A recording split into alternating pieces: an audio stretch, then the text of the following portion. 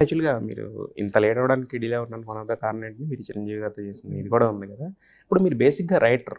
ఇప్పుడు ఇది కాదంటే అది, అది కాదంటే ఇది ఈజీగా మీ ఒప్పించడం ఈజీ కదా! బట్ అలాంటి మీరు అంత పెద్ద ఆపర్చునిటీని మిస్ చేసుకున్న ఇది ఎందుకొచ్చింది సార్ అంత? అంటే ఇప్పుడు రైటర్స్‌లో కూడా డిఫరెంట్ కేటగరీస్ ఉంటాయి కదండీ. నేను నాదొక సెపరేట్ కేటగరీ. ఏంటంటే ఇప్పుడు నేను ఒక సినిమా మీద ఇప్పుడు ఒక కథ మీద నాకు అదే చెప్తున్నా మర్చిపోవడానికి అన్నాను కదా!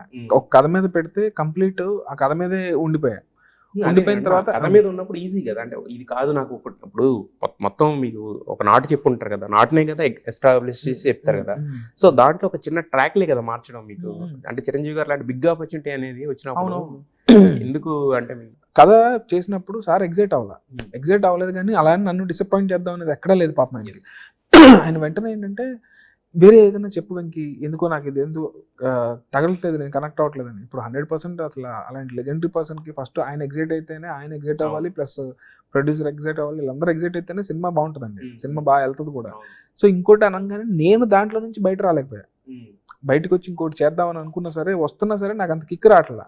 సో ఎక్కడో అక్కడే స్టక్ అయిపోతున్నా, అక్కడే తిరుగుతున్నా. అంటే ఆయన కూడా అసలు ఏం నువ్వు అసలు ఇంత లేట్ చేస్తున్నావు, నీ ఇలాంటి ఫిల్మ్ మేకర్ అసలు లేట్ చేయకూడదు, నీకు సినిమా తీయడం వచ్చు, బాగా చేస్తావు, చెప్పు ఫాస్ట్ చెప్పు చేద్దాం అనే దాంట్లో ఉంటే సార్ ఇది సార్ నా పరిస్థితి ఏం చేద్దాం ఫీల్ అయినట్టు ఆయన దగ్గర నుంచి మరి అన్ని సార్లు రావడం అనేది చిచి. అసలు ఆయన అసలు ఫస్ట్ ఆఫ్ ఆల్ అంటే ఆయనతో కూర్చుంటే అసలు మనం ఎక్కువ అమ్మ ఆయన చిరంజీవి గారు అని చెప్పి మనం ఇలా పైకి చూస్తూ ఉంటాం కానీ ఆయనకి చిరంజీవి గారు అనే విషయం ఆయనకి తెలియదండి.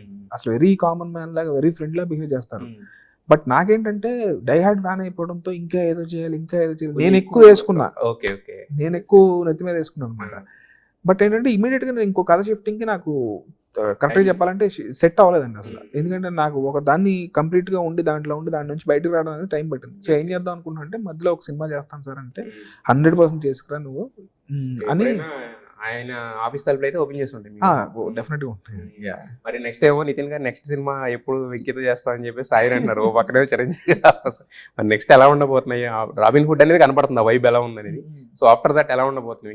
నాకు ఒక 2-3 ఐడియాలు చేసుకున్నాను ఈ గ్యాప్ లో.